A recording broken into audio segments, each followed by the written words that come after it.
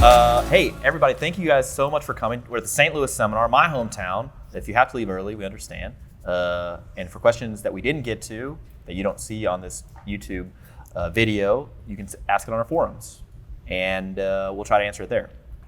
Also slide in Austin's DMs. He loves that. Yeah, I look at all the DMs I get on every day and make sure I'm fully caught up all the time on all DMs I get. So yes, Austin first, then the forums. Okay. We're gonna go through these curated questions and try to provide some nuanced answers. Yeah. Okay. Do you think that the model of training sensitivity is more static over a career that can't change, or is it more dynamic depending on other factors that are determining responsiveness at that particular time? Kind of having a difficult time understanding. I think they're asking if your training responsiveness is variable over time or if it's pretty much static over the course of a training career. Oh. I just thought it was kind of an interesting thing to think about. Sure. I don't know. I think that your training responsiveness does in fact change over both in the acute setting and then chronically. Acutely, like when your environment and psychosocial inputs change dramatically. So again, periods of high stress or super, super low stress, higher motivation, low motivation. I think all of that portends change in outcomes for how much training adaptation you get from a given level of training stress. Because the internal load is likely changing, and Yes. internal load drives adaptation. Since I didn't say that like 45 times, Yes, that's correct. like the important takeaway from that. But then chronically, your training adaptation is likely as you near your peak, your training adaptation is going to get smaller and smaller and smaller from progressively more and more training stress. And then as you start detraining, you're really going to kind of reverse roles a little bit. As you become less and less trained, your adaptations actually might increase in magnitude, but you're still just trying to hang on. Yeah, I think that we've discussed before how from a training sensitivity standpoint, or training resistance being a spectrum of the same phenomenon, the more trained you get, the more training resistant you become, right? Yep. Meaning that a given dose of training stimulus does less and less for you. That's why we PR like, maybe once a year or something like that, a true 1RM effort if we have to put in a ton of training to realize that sort of an adaptation and performance, a huge amount of training compared to when we were in our earlier, more training sensitive days, getting big adaptations per unit of training stimulus. But I definitely think that on a shorter time scale, say day to day, month to month, week to week, whatever, that it's likely variable depending on all these other factors that can influence internal load. Yeah, I would also I tend to not think about training responsiveness in discrete bouts. Meaning that for instance, I don't think that you have a stress, a recovery, and an adaptation that are all separate from each other. Rather, you have accumulated stresses and recoveries taking place 24/7 and adaptations are taking place 24/7. And then when you get, again, that balance shift from the negative fatigue, that shifts more towards positive fitness adaptations, you are able to potentially realize the improvement in performance from those fitness adaptations, and it's always occurring all the time. So it's not like one workout generated X amount of fitness adaptation, and then you're able to realize that at some discrete point in the future. More likely is that a series of workouts has generated a series of stress that has all culminated to drive a certain fitness adaptation. So I just don't think about it just as discretely. Okay. Do you find that physicians are less receptive to the idea of sarcopenia in patients with obesity? Yes. Should we move on? Oh, no. Anecdotally, I get a lot of funny looks from physicians when the patient is obese. This would also be true of, hey, this patient meets Aspen criteria for malnutrition. Yeah. Yes to both. So the sarcopenic obesity is a big subcategory within sarcopenia and technically obesity, but it's underdiagnosed and then undertreated as a secondary to that. And then I think people are more dismissive of that as well. So when you look, not just look at somebody visually, but even on a chart, you look at a person's BMI and their BMI's 35, 40 or something like that, but they have, obvious muscle loss in their appendicular skeleton, and their function is very, very low, secondary to just being weak, having low amounts of lean body mass. So you're saying, well, this person would benefit from losing body fat, but also benefit from gaining muscle mass. Yeah. That's hard to square in your mind for a lot of physicians who are unfamiliar with the term sarcopenic obesity and then the prevalence, incidence, all that other sort of stuff. The ESPN guidelines actually talk about this in particular and recommend a high protein diet, resistance training as well. And then they also do recommend, obviously, body fat reduction via calorie reduction in this as well. So, and I think but that's not obviously happening in a hospitalized setting. So, yeah, I definitely think that physicians, even having these discussions among my colleagues, they're generally, we can pretty easily recognize somebody who is truly what we call cachectic, meaning like their skin and bones, like the end stages of certain types of conditions, like end stage of cancer, heart failure, COPD, cirrhosis, chronic kidney disease. Many of these and some autoimmune conditions can result in just muscle wasting, but cachexia in particular refers to a situation where there's a loss of muscle mass and a loss of fat mass. So you're based like actually skin and bones, right? Sarcopenia specifically refers to the muscle mass loss, and you can have sarcopenia with an excess of body fat. So that's kind of a slightly different situation from cachexia, where that's just total energy and muscle wasting, low body fat, low muscle mass. Now we're talking low muscle mass, high body fat is sarcopenic obesity. And there are basically strata of risk that increase between normal kind of lean body mass and normal fat mass or increased fat mass compared to sarcopenic patients do worse. And then sarcopenic obese patients do even worse than just the sarcopenic patients do, because not only do they have the complications from sarcopenia, but they can have the metabolic complications from having obesity. Metabolic complications referring to the cholesterol problems, insulin problems, high blood pressure problems, diabetes, things like that also bring in their own risk into the equation. And then you can get even more granular with this, and if you've measured bone mass and the bone mass is low, you can have something called osteosarcopenic obesity, where you have low bone mass, low muscle mass, because remember I described how those tend to track together, right? So if somebody has a lot of lean body mass, probably includes their bone, but you can have low muscle mass, low bone mass, and excess body fat. That's a common situation that's really quite dangerous, right? Because you have all the complications of sarcopenia. If you're to suffer a fall related to that, you're more risk of having a fracture because you have osteopenia and you have the metabolic complications of obesity. So that's a bad combination to have. And those are the people who, above all else, more important than it is for anybody else, need to train. Sure. Yeah. You recommend lentils? Lentils? Just kidding. They're great. Yeah. All right. Question number 3. What does the process look like for people who carry bad narratives with them into your consultations? How do you redirect them into what the evidence actually says? Yeah, that's a great question. A lot of this has to do with motivational interviewing skills, and that doesn't just mean like listening to people and being nice. There are active skills that have proven benefits in the sort of clinical counseling realm, trying to explore these different ideas and narratives that people have. So in particular, what I like to do, because this happens with clients that I work with that I'm not even working with on they don't come to me for pain rehab consultation. Because you think about the people who come to Barbell Medicine for pain and rehab consultation, I do think Derrick and Mike are some of the best in the industry at doing this. But they're already sold on this. We don't have to Sometimes. Yeah, that's not true. all the time. Not all the time, right.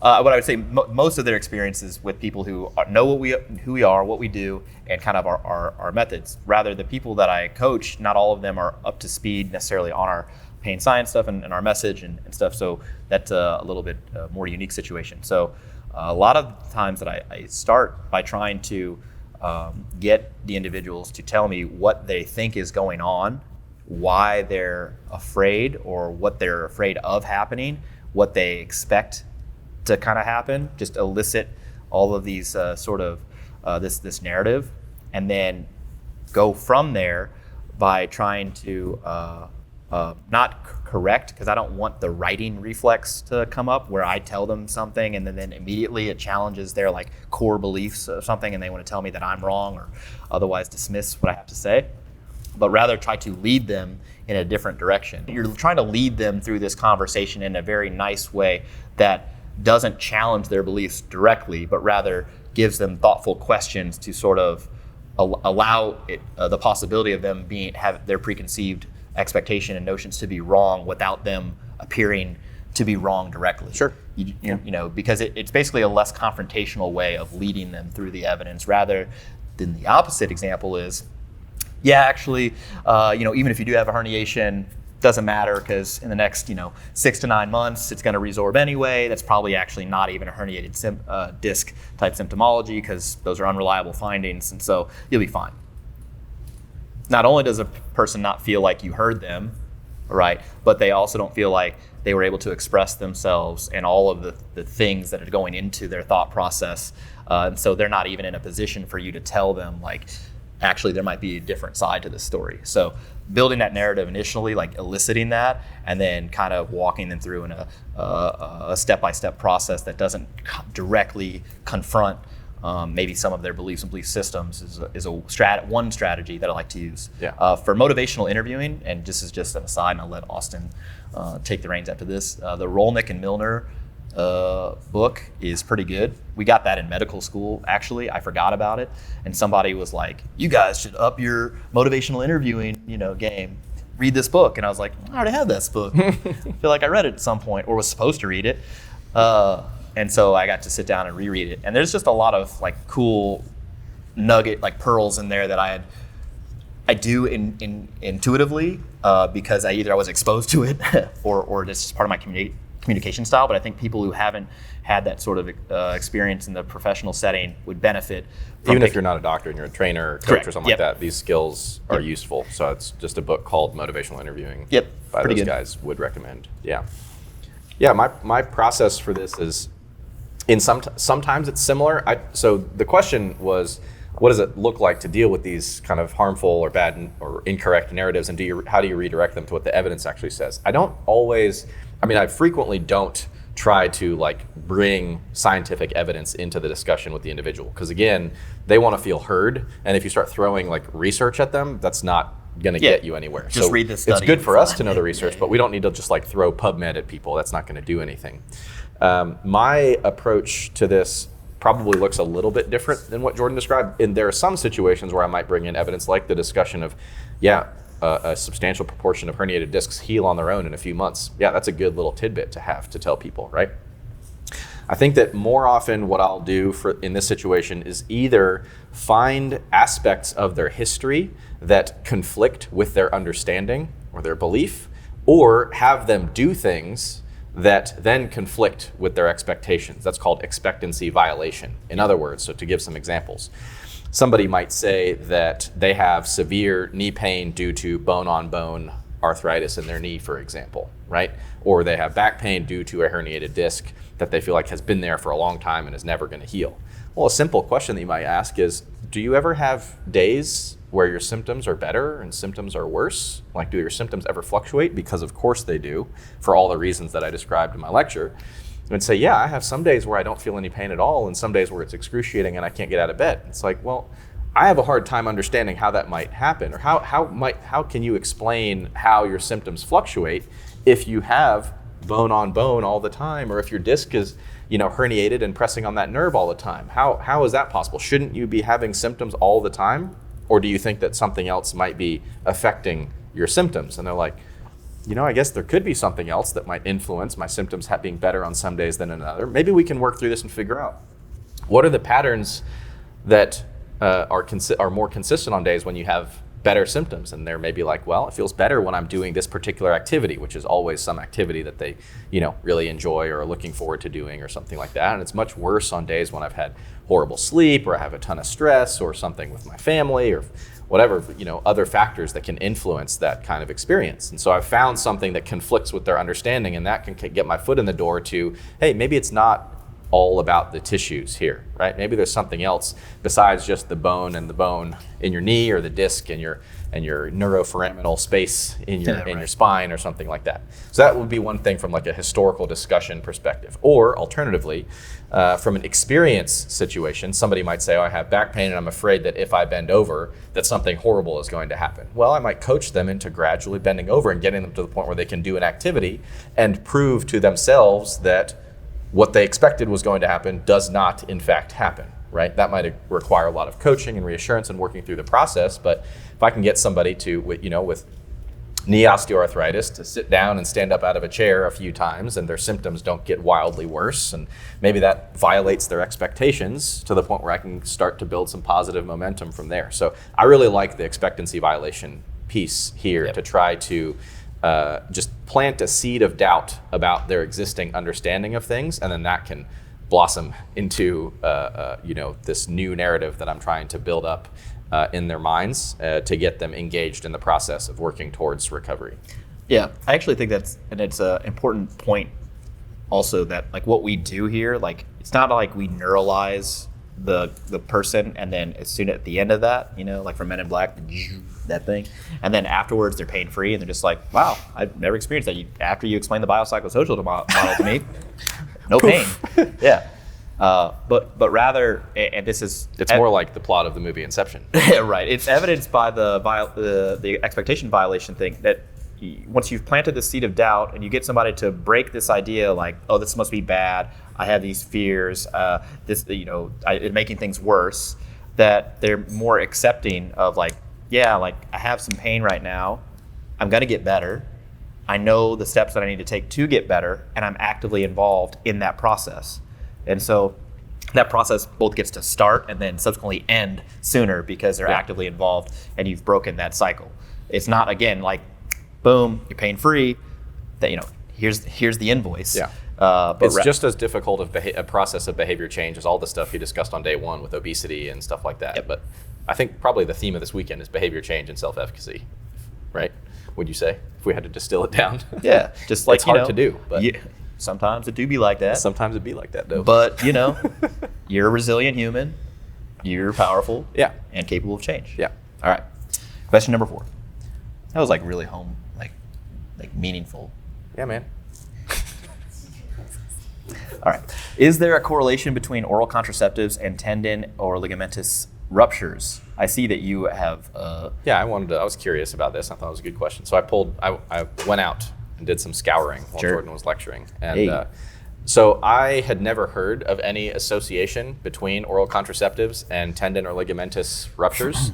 The theory or the concern behind it has to do with the idea that certain female hormones, like progesterone, for example, can induce laxity in some of these connective tissue structures. And if they induce laxity, then you may be at an increased risk of some sort of an injury, or rupture or tendinopathy or something like that.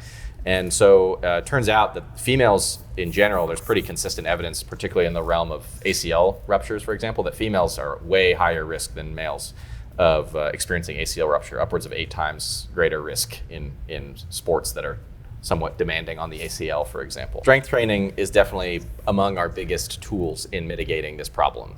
Getting both men and women to train for strength training is one of our biggest tools for reducing the risk of ACL rupture here. But the question had to do with a correlation between oral contraceptives and these sorts of injuries. And so found some data. One was from a paper by Canopa in 2019. This was a systematic review. I think they looked at 29 studies and they ended up pulling out a subset of them. 2 or 3 were were fairly high quality. The rest were of mixed or lower quality. They said that the higher quality studies suggest that oral contraceptives decrease a female patient's risk of ACL injuries and ACL laxity. The strength of these findings, however, is weak. So they found some evidence to suggest that actually oral contraceptives may decrease the risk of some of these things. And the thinking or the proposed mechanism was that when you have a combined oral contraceptive, which again contains estrogen and progesterone, it tends to actually shut down the full kind of dynamic flux of the full kind of hormonal cycle over the menstrual cycle. And so if, to whatever extent, those hormonal fluctuations have a role in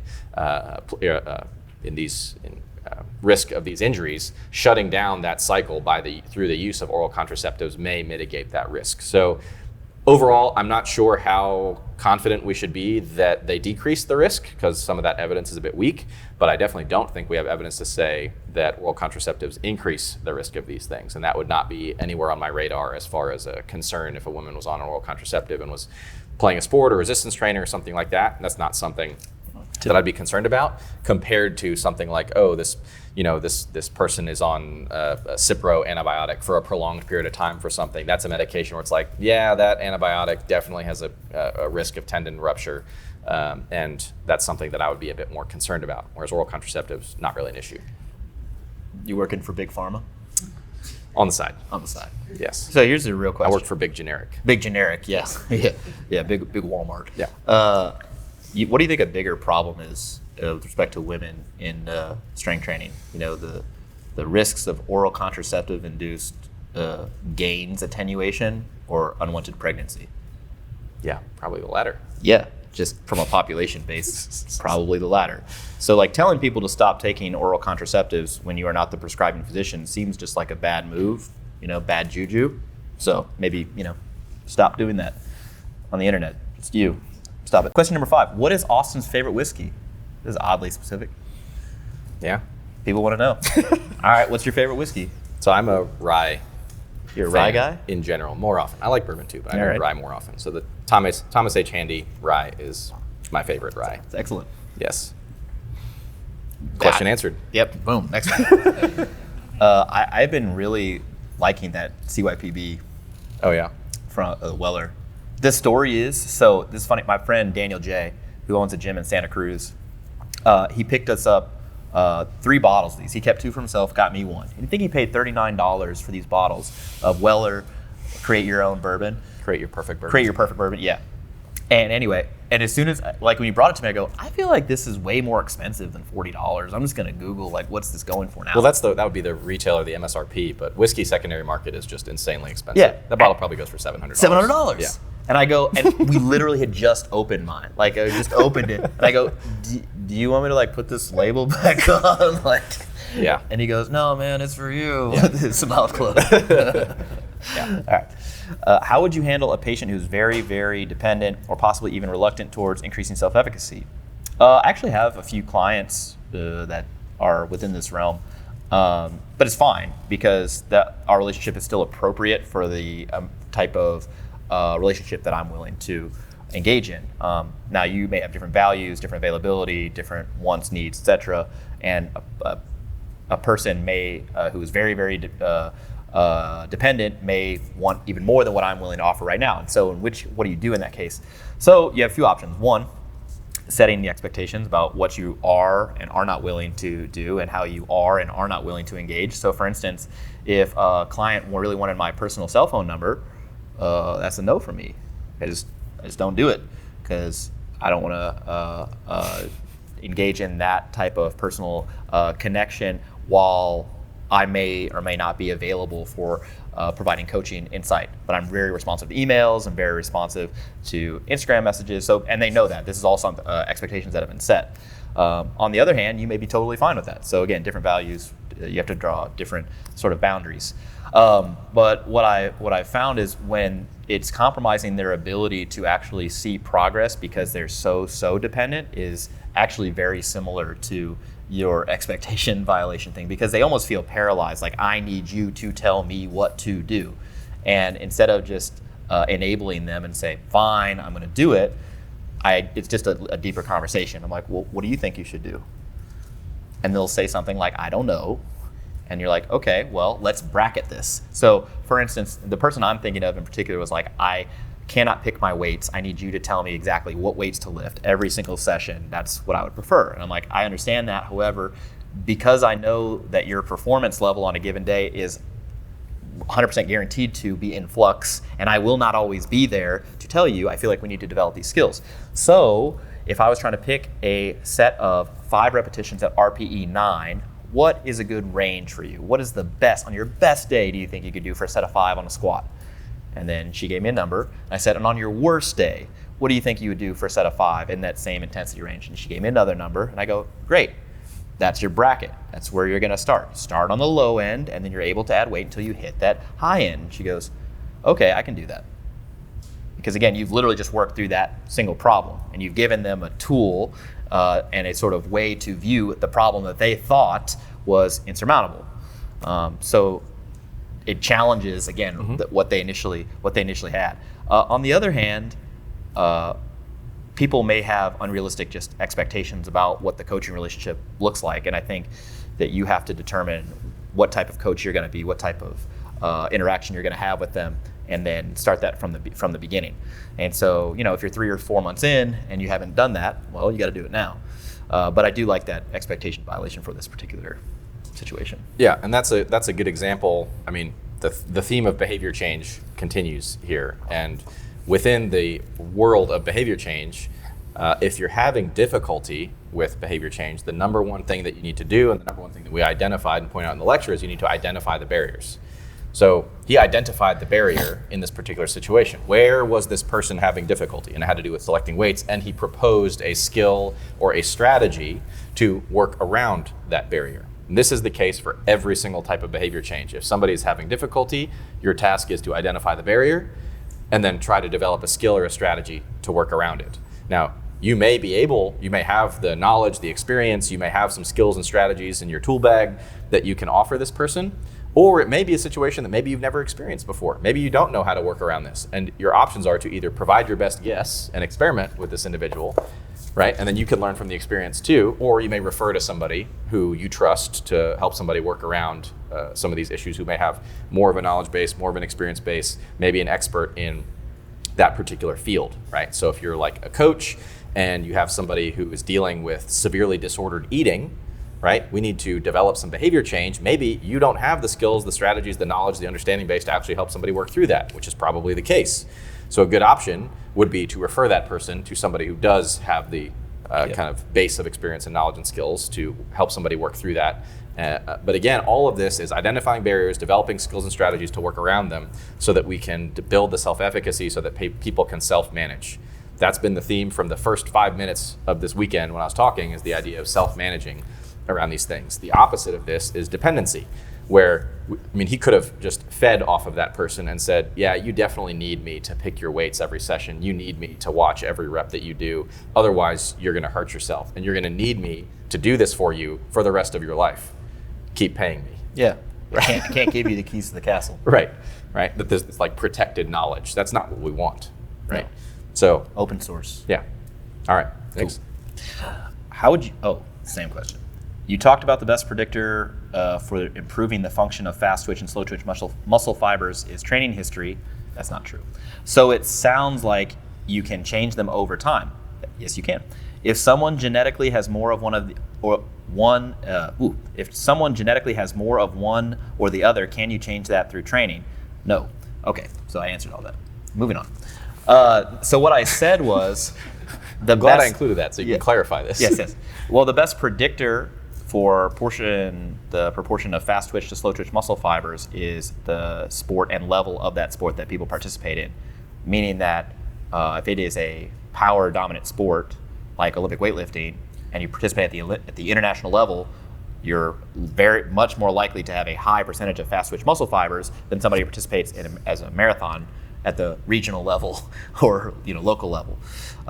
So it doesn't mean that you can shift between type 1 and type 2 fibers. That's not been shown unless you actually literally cut the nerve and then reinnervate the nerve into a different motor unit. You actually do see that change in experimental models. What we do see in vivo in the human body in response to training is that you get a switch between type 2A and type 2B muscle fibers. Type 2A muscle fibers being low velocity, high force production, somewhat fatigue resistant muscle fibers, just as a general kind of description, and type 2B muscle fibers being high velocity, high force, not fatigue resistant at all. So if you're in sports that involve sprinting, jumping, punching, kicking, high rates of force production at high velocities, you would want those type 2B fibers to be selected for. So your training should reflect that.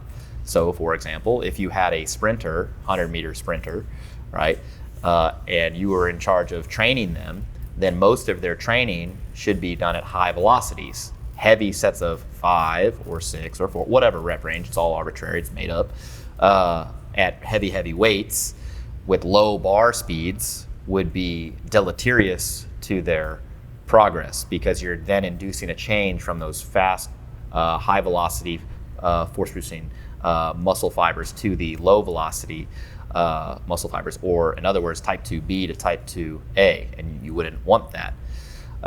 Also, things you might include would be maybe some of the Olympic lifts for that population, or jumping, or plyometrics, stuff like that. So it's just going to be specific to the type of training and goals that you have for the person, as far as what if you should include high velocity work or not. Now, I made a case during the programming lecture that I would prefer for non-specialized athletes to incorporate a wide range of training intensities, exercise variations, and rep ranges. So then the logical question then is, what about speed work? If you're going on and on about this high velocity force production stuff, why doesn't the average Joe need to train for high velocity force production? And my answer to you is, if he or she is not involved in a sport at some sort of competitive level that's meaningful to them, then I think it's a waste of training time for them from a health standpoint. Meaning that they're going to get all the benefits they need from resistance training with respect to improvements in strength, power, and lean body mass without ever having to focus and sacrifice training time for high velocity training. That being said, if they were like, look, man, I play in this rec softball league and I really need to increase my bat speed, okay, we can do some high velocity work then. Or somebody who's like, I'm MMA curious and want to get better at MMA, I may include some high velocity work for them, even if they're only rolling twice a week, even if they're not technically specializing for that sport.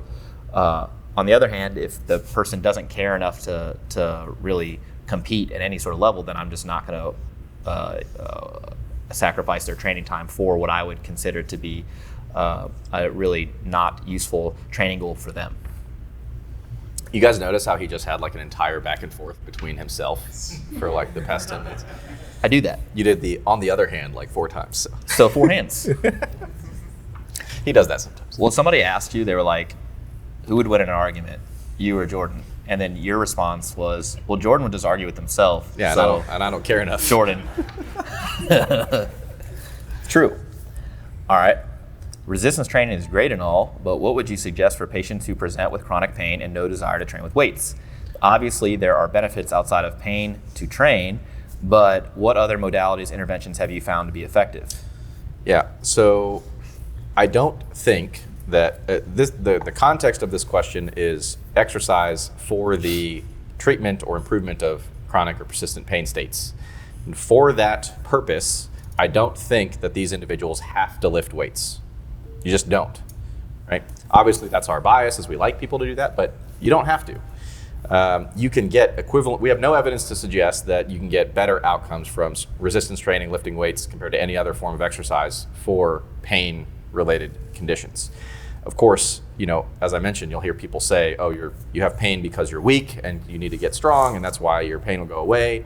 That's not the case, and that's not how this works. There are so many different levels of changes in the individual, at the individual level, from their neurological state, psychological state, biological things that can change over the course of training that might result in an improvement in pain if they resistance train, but that doesn't mean that the mechanism of pain improvement was an increase in strength. So really what we aim to do for people who have chronic or persistent pain states is, typically these people are coming in, there's evidence to suggest that when they come in for consultation, the primary reason is not the pain itself. The reason why they come in for evaluation, for consultation, is because it is preventing them from doing something that they want to be able to do.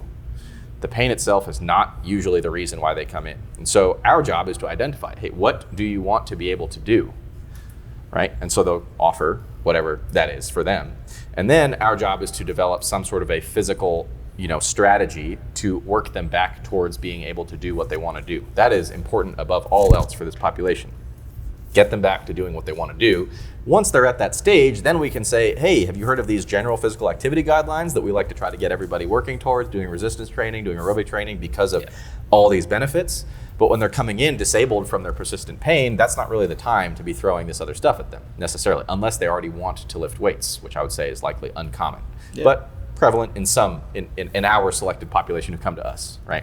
So key number one is definitely finding out what is important to them to be able to do, and then developing a strategy that they can buy into to work towards that. Sometimes a friend of mine who I've met who is a clinician in this space. He travels around and does seminars on this. His name is Ben Cormack. He's a funny guy, and he is big on a biopsychosocial approach to exercise prescription for individuals with pain.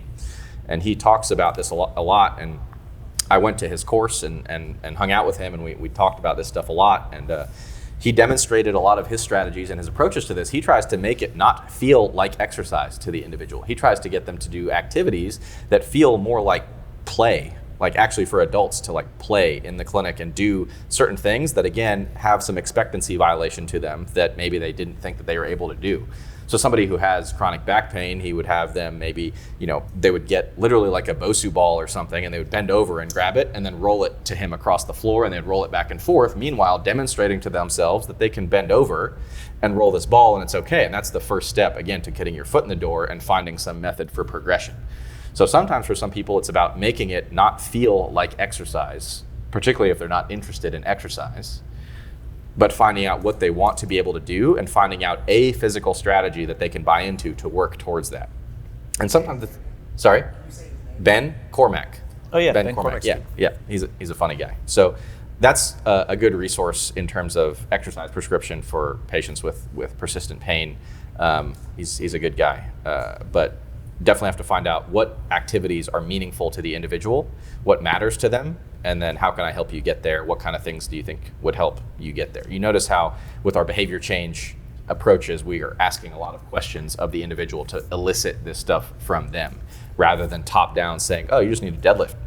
It's like, no, they don't necessarily need a deadlift in order to improve their pain. We would like them to in the long term. But everybody needs to deadlift. Yeah, eventually that would be nice, but they still don't have to. I think Magnuson said that if you cannot deadlift, life is not worth living. Yeah, well, it seems to be a little restricted. Yeah, his review is a little restricted. All right, does motor control training matter?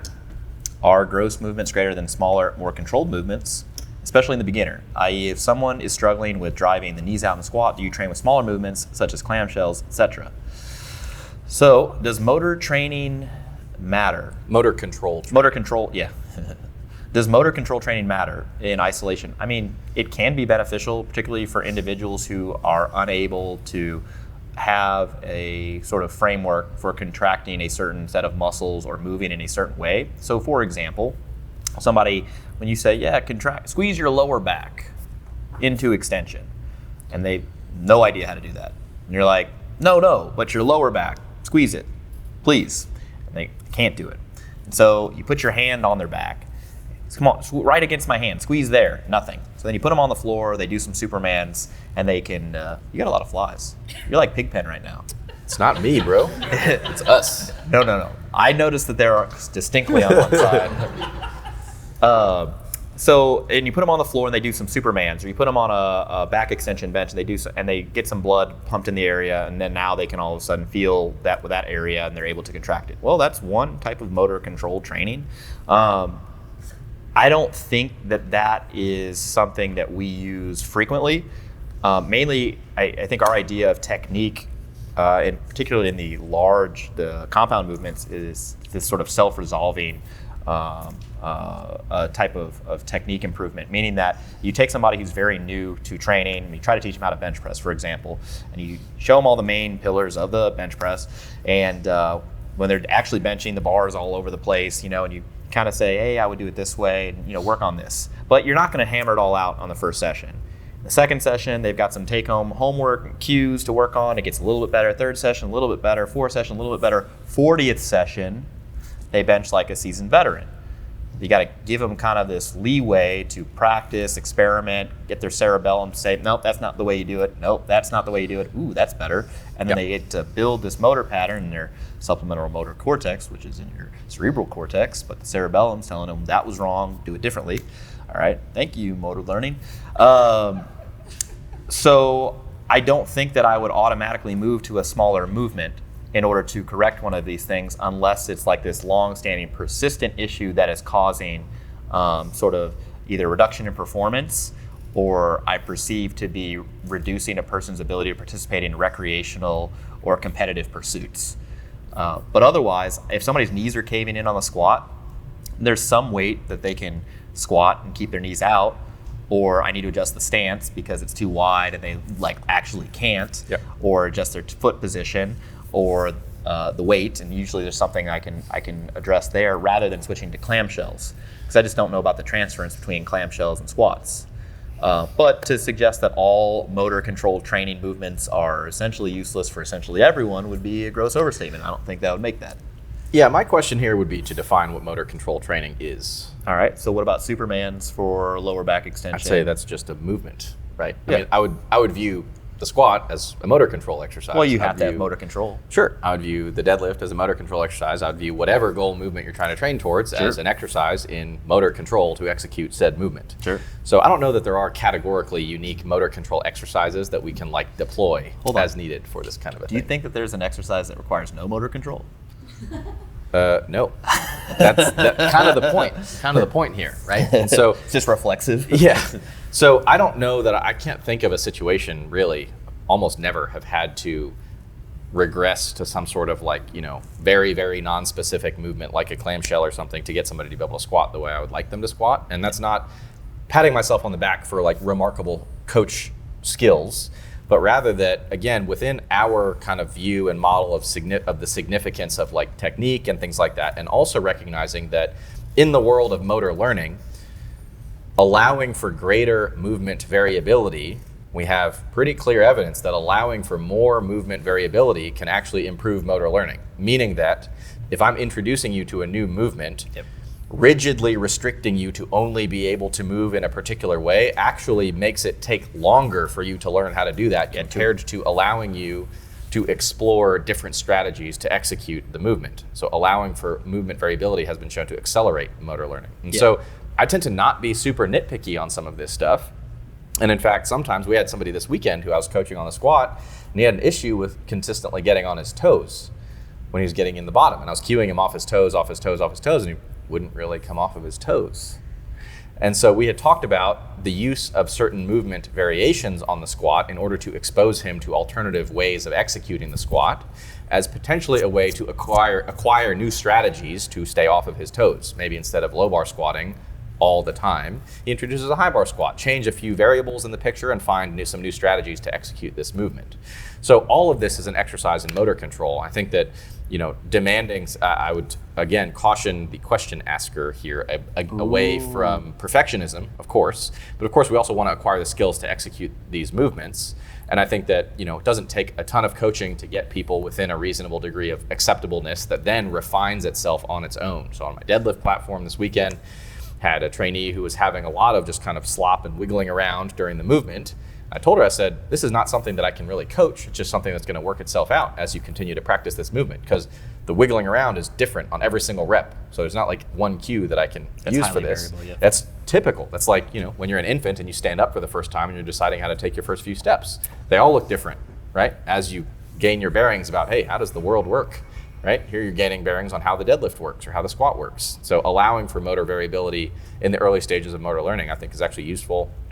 And another case for using variation a bit earlier rather than rigidly prescribing, a single perfect way to move right from day one. Would you say that it increases the learning curve or it extends? We're not going to go there. We're not going to go there. I just want to say for the record that if you increase the learning curve, if you make the slope steeper, yes, then you are achieving mastery faster. Then you're learning faster. All right, fine. Compared to a sustained. We'll agree to disagree.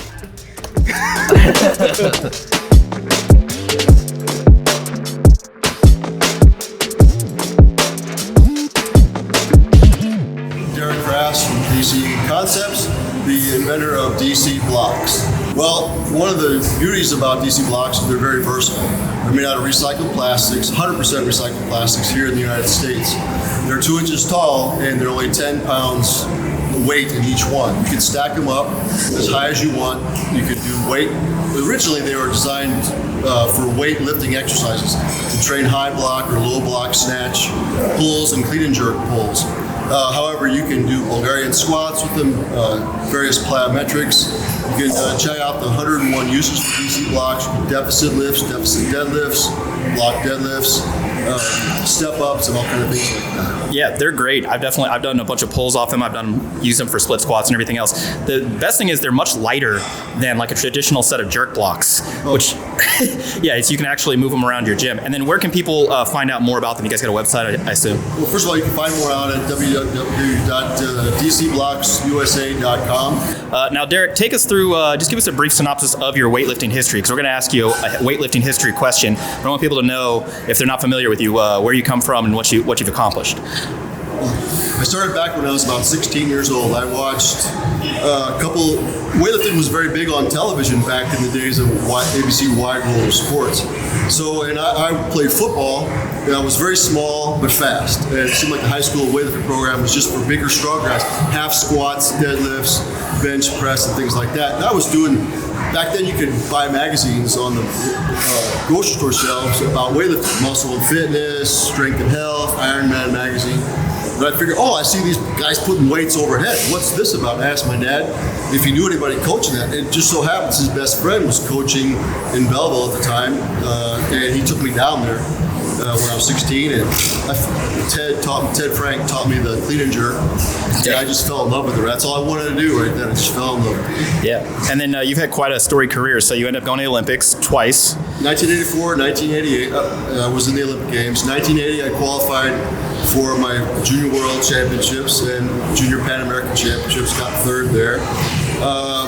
And then several World Championships, several National Championships, and several European and Asian different championships in Australia, Oceania, Europe, things like that. Very cool, very cool. Now, so this is important to give people context. So we're going to ask you how you were around when people were training the press during the heyday when it was still a contested lift. How did people press so much weight overhead? How did people do this? Well, to be true, I thank God I didn't compete in the press. I'd never made the Olympics, whatever.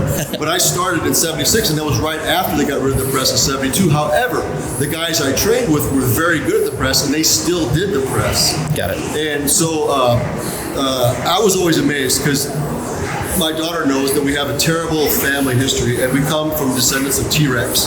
Big legs, big butt, big back, but little spindly arms. We can only feed ourselves, basically. We don't like to do push-ups, and we don't like to do presses. Yeah, so they taught me a little bit about the press, and when you power clean, you're supposed to catch the power clean with nice posture. Maybe you go from a jumping position with your legs to a squat position with your feet, but you catch the bar nice and high.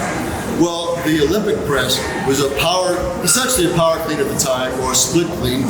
Then you sit, instead of catching it here, get ready for the jerk, you catch it and you immediately sit back. Right. That's your position for the press. And then it becomes, I don't have much flexibility in my back, so I won't do it justice, but you're sitting back like this, as opposed to here. So they give you the command to press, just like they do in powerlifting, and you put up, and then you bend back, and then you stand up.